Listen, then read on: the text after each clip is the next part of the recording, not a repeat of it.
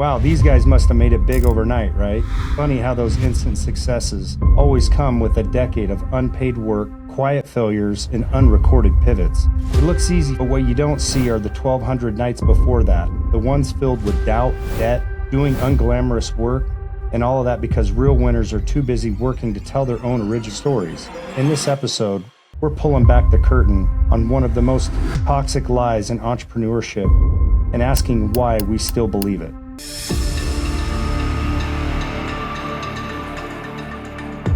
Hey everybody, welcome back to Never in Reverse, episode 34, the fall of 2025, September, Doug. What's going on, buddy? September, yeah. Ready for sweatshirts, football, slippers, football, hunting, sweatshirts, Nice. slippers, football. Yeah. Yeah. No, that's awesome. No, so everybody, thank you. Welcome back again. Today, let's dive into this topic today, Doug. This one's going to hold a very close place to me, and actually you. You know, we'll dive into kind of a multi view of like both sides of Different entrepreneurship and elements of it, sales, yeah. and what that blend looks like, and we're going to get raw around that. But it's found the myth of overnight success, and the myth. You know, this is the media is a massive viewer based.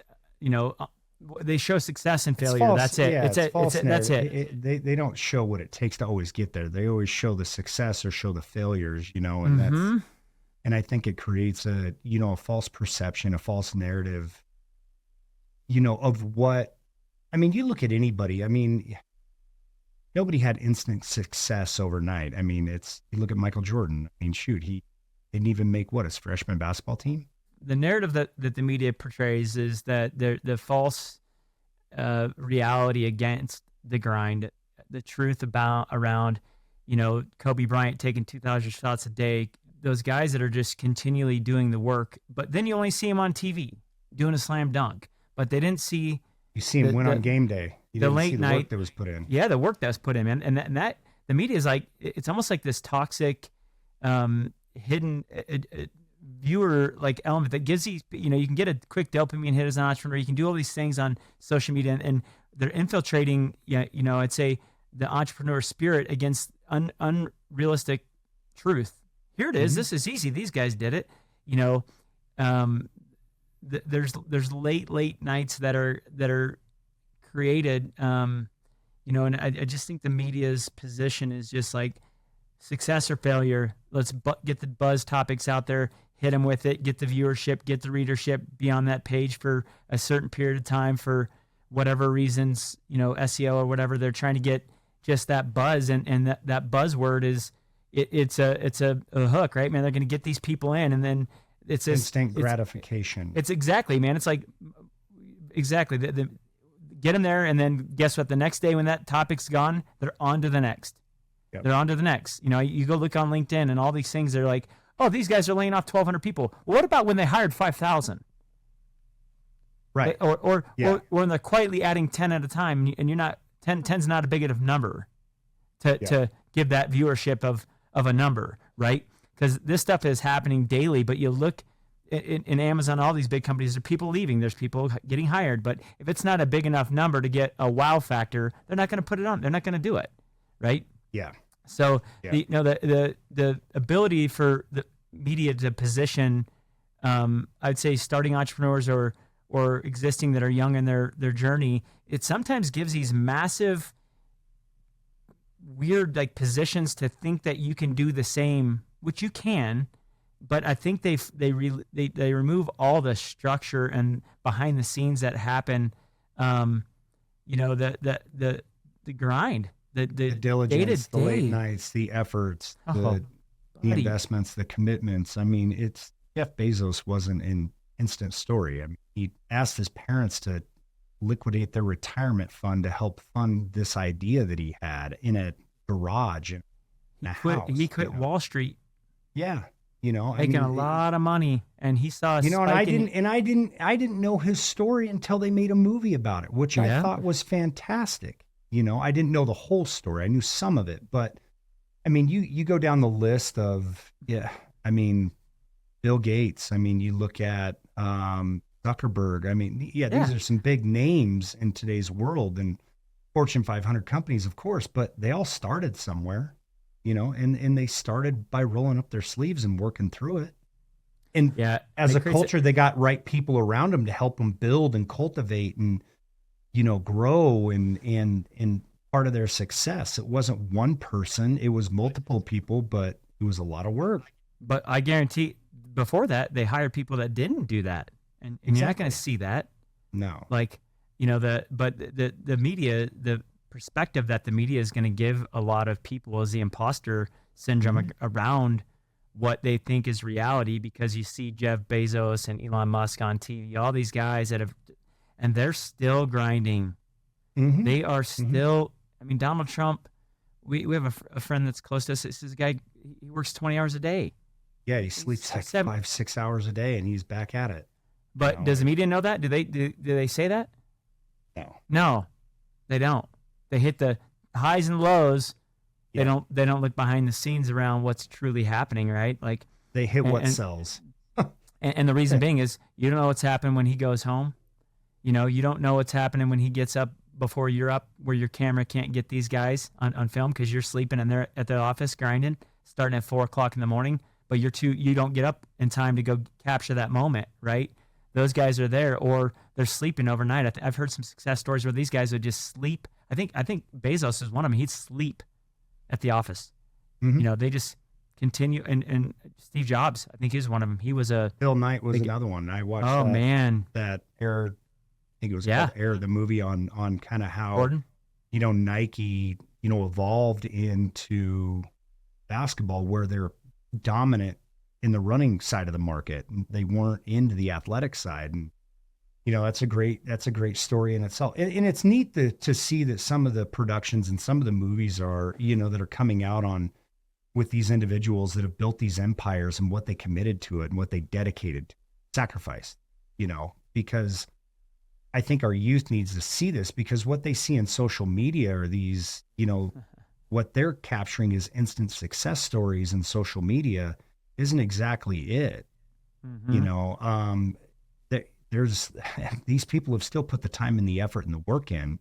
It's just now they finally climbed the ranks to where they're recognized and noticeable, and it's not like they just turned on an Instagram page and a TikTok page and boom, blew up overnight. No. We're seeing a lot of this imposter syndrome, and I think what's missing in these young entrepreneurs that uh, you know they get a taste of success. They go walk around Beverly Hills, take some photos against someone else's Lamborghini, and I've been baited into that funnel, honestly, a couple times. I got burned. I'll give you one. A guy, fake it, right? Fake it till you make it. The biggest thing with that imposter syndrome is make sure your core can live within the moment of what you're trying to give those people. Even if you're not quite your business or your journey's not quite spinning, just make sure that the perception you're given is supported, because that does bridge that gap. That, hey, what he's showing me he can deliver.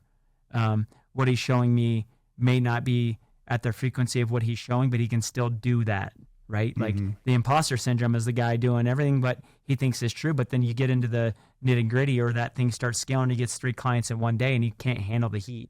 Like, that's the disconnect of entrepreneurs today, and these young kids that are coming out going, I want to be a influencer, whatever they're trying to accomplish. And behind the scenes, man, they're just, I work 2 hours a day or doing these little things, and they're not in the grind. And then all of a sudden something, an economy hits, and that grit that it really, really takes is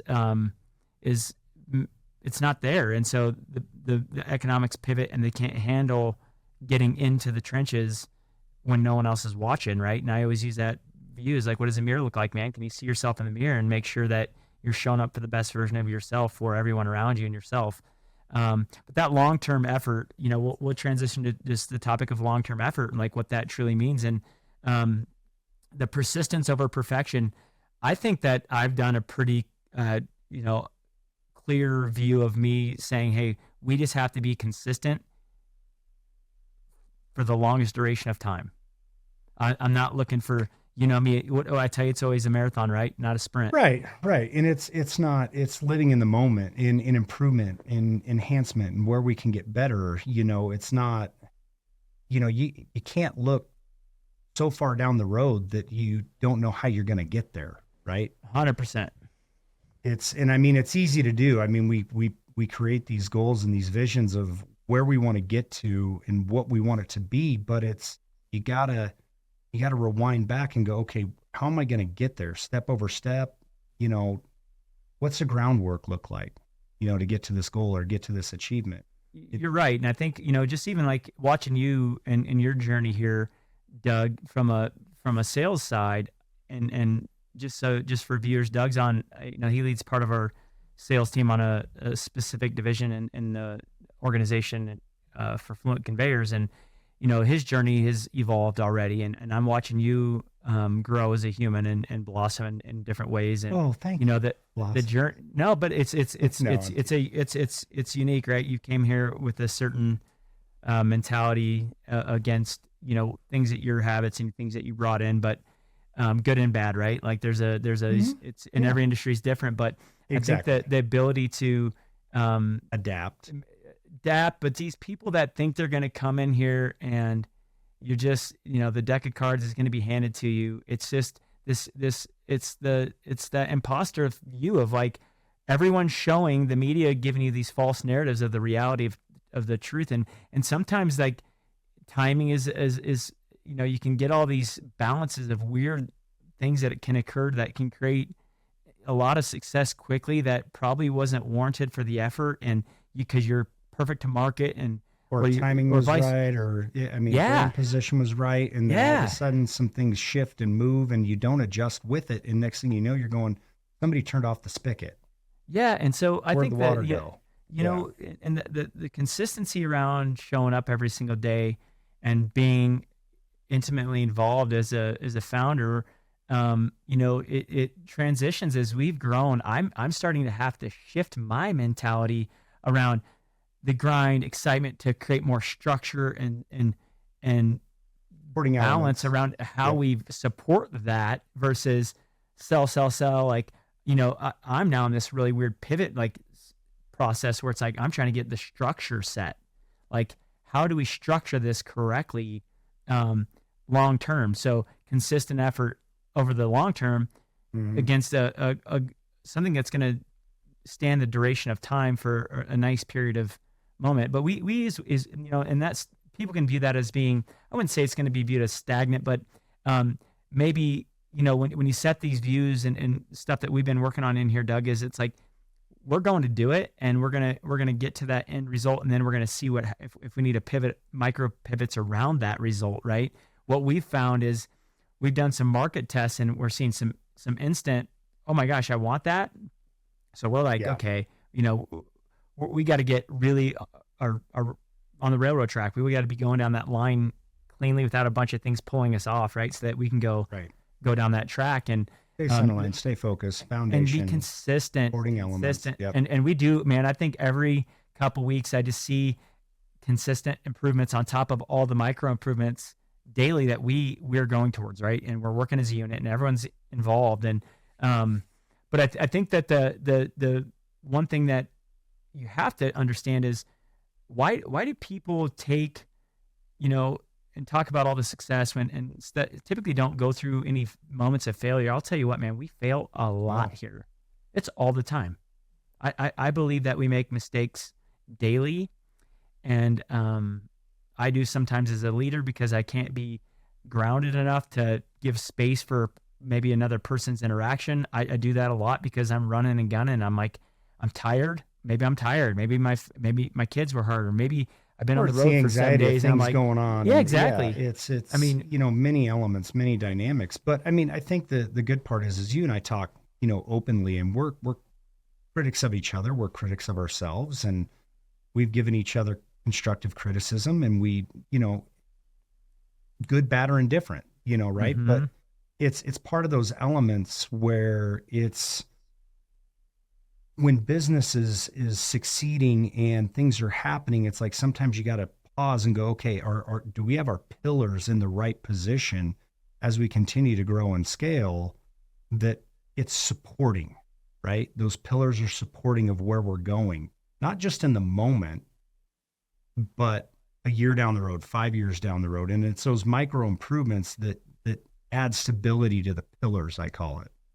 right? But, and then you and I just, in the entire organization, we talk, pretty openly about, supporting tools, applications are going to help us with success, not instantly, but what's it going to look like if we bring this application in here that's going to help us support us 3 years down the road, knowing if we give the time, the investment, and the energy now, and as we continue to grow and scale, how is that going to support us in a much larger fashion, right? So it's making those investments and looking for that continued enhancement and support.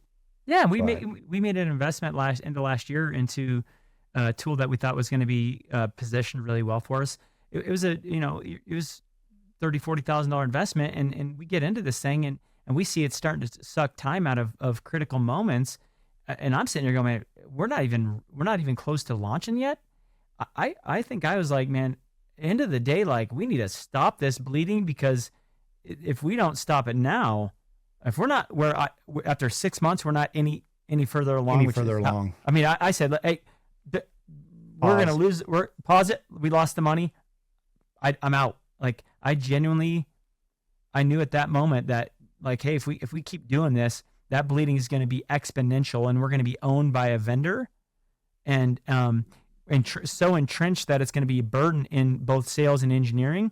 So we stopped it and realized it wasn't a good long-term fit in investment. Yeah, but you live and learn, and but those failures, man. But those failures, that's okay.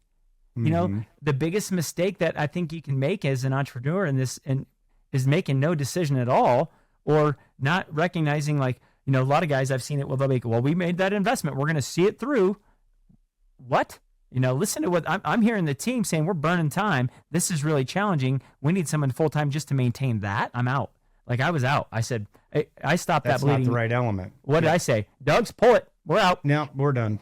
We'll tackle this. We'll find another, right fit and application at a later date. But right now it's too much time, too much investment for a long-term supporting element that, and we knew it was going to be a while before that application was really going to lend its hand and support us. But the burden that it put on the team in the moment right now was not worth the effort.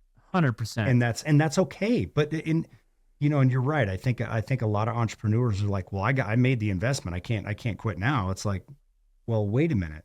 If it doesn't fit, it doesn't fit. Don't be afraid to toggle. What happened though, Doug? So just entrepreneurs watching, like, so we make, that was a loss. So bad investment. That's a bad investment. And it was actually a great investment because we learned, right? So on the other side, we learned that, hey, we got to be a little bit wiser. Probably need to do some more due diligence and show me the proof in the pudding.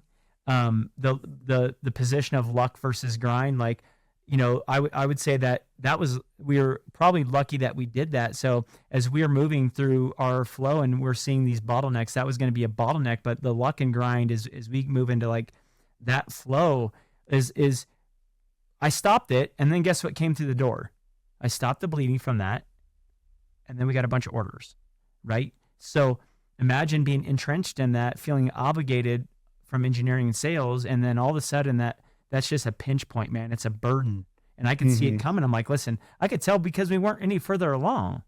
No, and it was taking time away from supporting, our customer. It was a burden in supporting them in a timely fashion that we pride ourselves on, and, sometimes there's that tug and pull, and is the tug and pull really worth it in the moment? And sometimes it is, sometimes it isn't. But in this particular case, it wasn't worth the sacrifice. Yeah. So just end of the day, accept failures, man. They're so lovely. I've learned more about myself during those moments, good, bad, how I emotionally show up, or just depending on how we're at in this cycle as we keep growing. And early on, my reactions now are a lot different than they were before. All those moments that you have are honestly welcome in the journey, man. You got to expect them. If you think, and this is that flow, but the luck and grind side of things in being an entrepreneur, or sales guys are typically entrepreneurship. They see an opportunity. There's, I'm in sales, right? Like, but I started this with a sales mentality but the habits and goals that early on when you're doing this, man, one thing I didn't do is protect my time, because I didn't feel like, and my time wasn't worth being protected, because we were early on. You take the revenue divided by your hours that you can put in a day and figure out what your time's worth, right? Early on, that was worth nothing because we were doing nothing in revenue. So as we evolve, I have to really structure my time and go, listen, I can't make that decision anymore.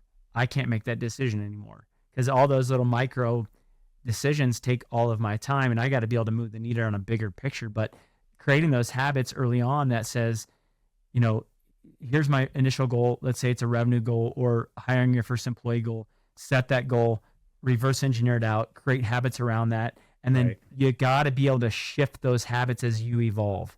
So I'm in the middle of a shift inside of me. Like, hey, I got to get out of these day-to-day things that are holding me back, and I have to approve them. And that was more of a bad control habit on my end. Now I'm like, I don't know. Versus letting go. Yeah. Getting the letting right go. people in the Yes. seat. And, Getting the right people in the seat, giving them the freedom to make decisions. and giving them the trust to make decisions. And give them the ability to fail.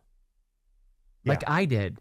I can't go, hey, buddy, you failed, so your failure's worse off than mine because I own it or I started it.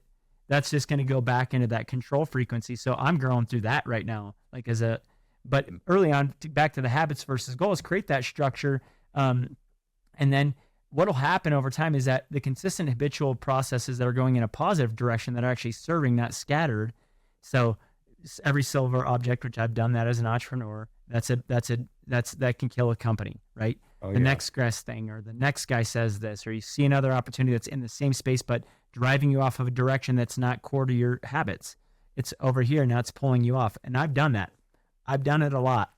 No, and we've talked about that. We've talked about, some ideas and where it's like, wait a minute, let's put our focus and our efforts. Yes. In these silos, and let's get 100% at these. And then does it merit an educated decision in going after this? Because sometimes you can get an inch deep and a mile wide and no traction.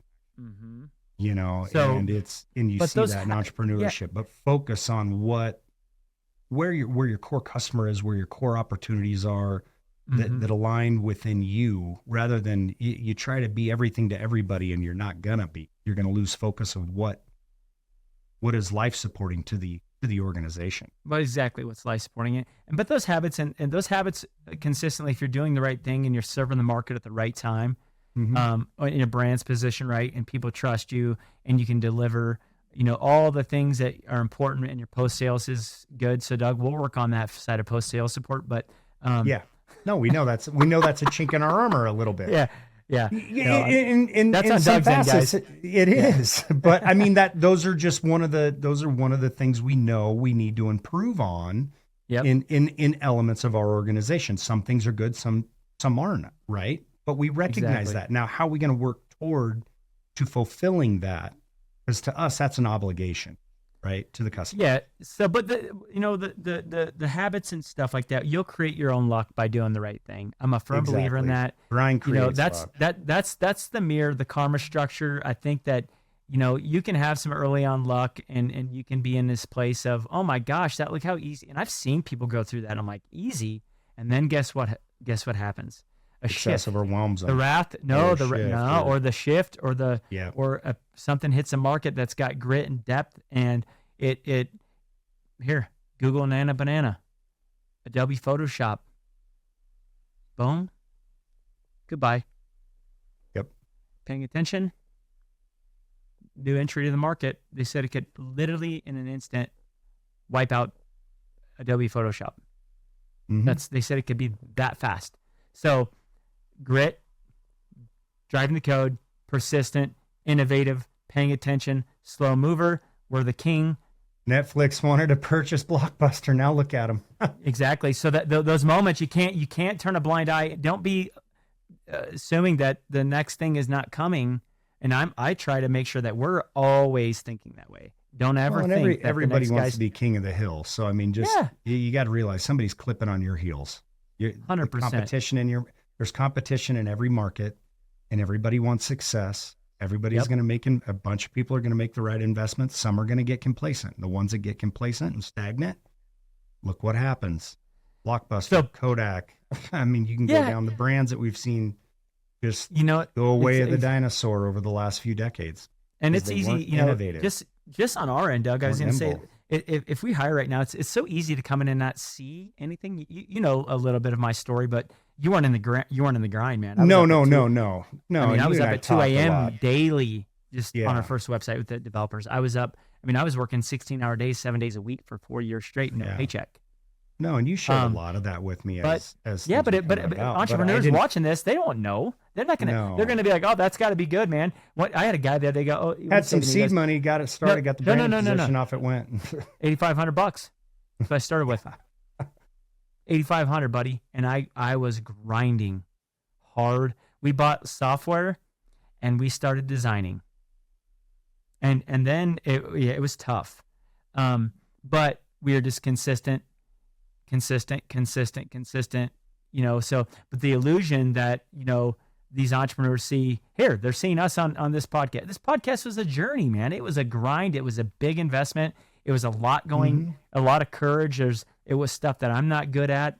Now I feel a lot more comfortable because I'm getting more exercise doing this. But we've been at this for a year, and it's still evolving. Yeah. still evolving. It's still a grind. It's not instant success. It's pain, guys. There's technical issues. There's equipment issues. There's all these different things. But the illusion that you see me or Doug on social media consistently is, oh my gosh, that's got to be nice. They can do that, or the production's great. But there comes at a cost behind the scenes with our team, right? There's a lot of moving parts that give us the ability to these as a team, right? So the illusion that success just happens is incorrect. The grind here on the bottom baseline is up early, servicing customers, in late, tucking in a podcast, traveling a lot in hopes of more success, or supporting customers. Right? There's a lot of stuff going on. So don't let the grind. Start with the grind. If you see success and it's lucky, keep grinding. That's what, for me, that's what it comes down to, is get the grind habits going. And people are like, the grind, man. Like there's this weird It'll thing saying, create like, luck. There's this weird thing going on right now. Like, and I see some influencers saying, like, and they're big influencers, like, hey, get down to get your systems going and get to the 2 hour a day, 2 hours a day. And they're giving this view. I'm like, man, you've been at this for 15 years grinding to get that. And you're giving the illusion that this will happen for them. And I can smell that from a mile away. I'm like, no. The reality of this, for you to get the system, was a grind for 15 years. Right. Let's not get clickbait, right? Like, I'm not a clickbait type guy. I've done it before. They got me on an egotistical view. Like, my ego is like, oh yeah, guy shooting in front of a Lamborghini. And I'm like, man, am I missing out?